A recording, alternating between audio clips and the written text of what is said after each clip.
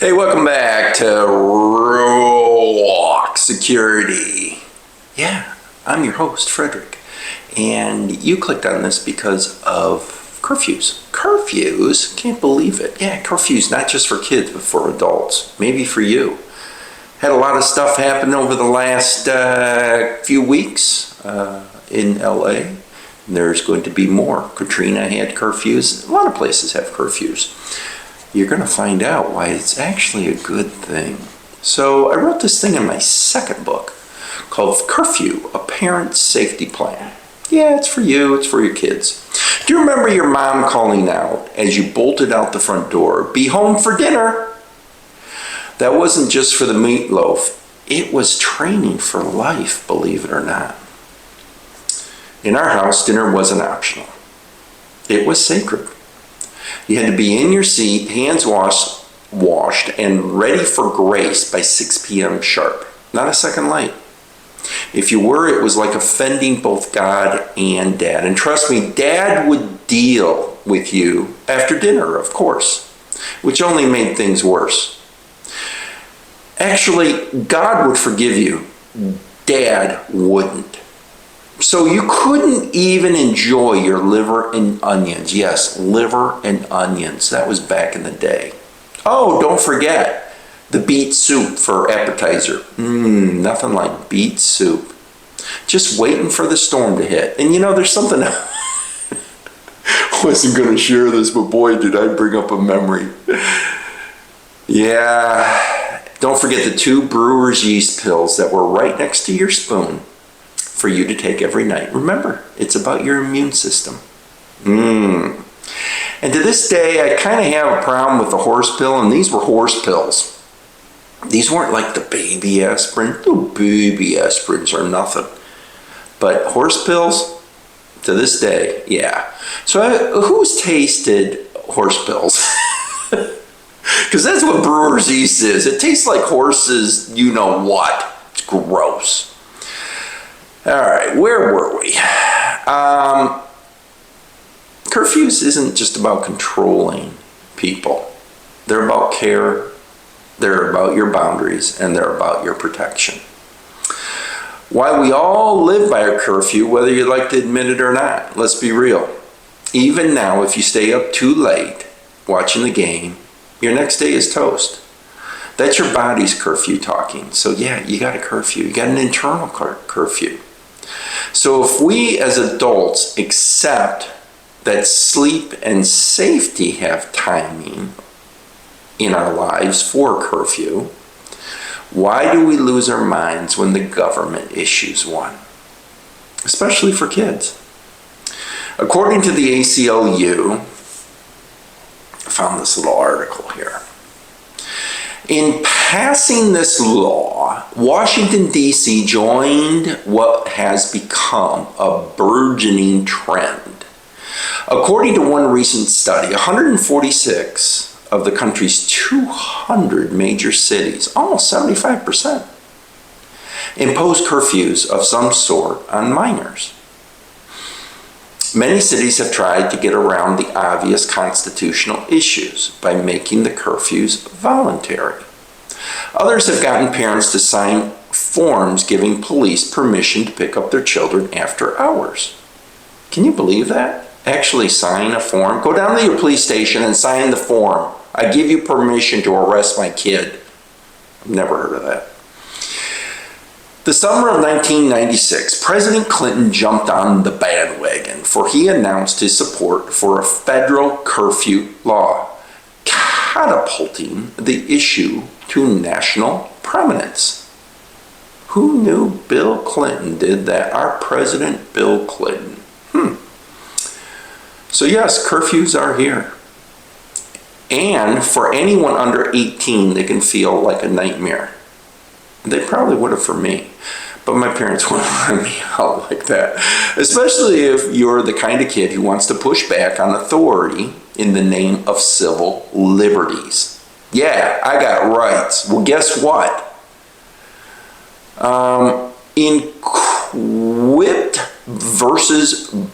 Quibbed v. Bartlett, so a mother mother and a daughter challenged the ordinance on the grounds that the ordinance was unconstitutionally infringing upon the youth's right to mobility and free association and the parents' fundamental privacy interest in choosing how the children are to be raised.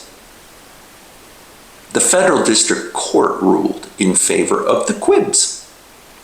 Here it comes, but in a reversal, it was ruled constitutional. Isn't that how today goes? Yeah, oh, we don't like what that court said. Let's go to a different court. Yay, we won. No, I guess we're going to another court. Court systems. Translation, even the Constitution doesn't always protect you against the curfew. Every time riots break out across America, from Los Angeles to Minneapolis, curfews pop back up into place like clockwork. And this time, they're not just for teens. Adults, too, are told to get inside, essentially telling you you don't have those constitutional rights that you think you do. So essential workers, they're exempt. But the rest of us, we better obey or you're going to pay up. You're going to find yourself in the back of a paddy wagon. Boy, did that date me, a paddy wagon. Who knows what a paddy wagon is? We've seen the news, overnight arrests, boarded up shops, burning cars. A city without curfews in times of chaos is like a house with no locks. If you want to wake up to find your car still parked in your street and still standing, then maybe, just maybe, curfews aren't so bad. Yeah, that's kind of a bummer if you go outside and your car is burning, you got to get to work. Yeah, where's the curfews then? All right, so there's some pros and cons. The pros, it keeps streets safer at night, reduces juvenile crime, and gives parents peace of mind. That's if your kid is at home playing their games or tucked in bed. The cons, and there are some cons and probably a whole lot more, raises constitutional questions. Doesn't guarantee safety, can feel like Big Brother's bedtime. Yeah, government overreach, government looking at you, always wondering. But trust me, they know everything. Your cars are talking, your phones are talking. What else is talking? Everything is talking to everybody. So they follow you. I heard something interesting that the Wi-Fi boxes in your house actually can tell where you are walking through your home or what doors you've closed. They already have a layout of your home. Let's ask the obvious. Have you ever heard of a curfew that starts in the morning? No, I've never heard of that. That's because it doesn't exist. It doesn't knock at noon. It always comes after dark. Have you noticed that? Nothing ever bad happens during the day, usually. When common sense goes out the window and temptation creeps in through the back door. That's why most states have curfews for minors. Yeah, I can see that. Shut your front door and your back door. And don't let them outside. Don't let yourself outside. I always told my kids something which is kind of interesting. Nothing ever good happens after dark. And man, I have repeated that a lot lately. If you think about it, all of the social ills, all of the larceny of the burglary, I don't know, sometimes during the day, I guess. But a lot of bad stuff happens at night. So guess what? Just go to bed. Yeah. It might sound like something the Amish live by, but, and here's a Mennonite here. Well, my forefathers.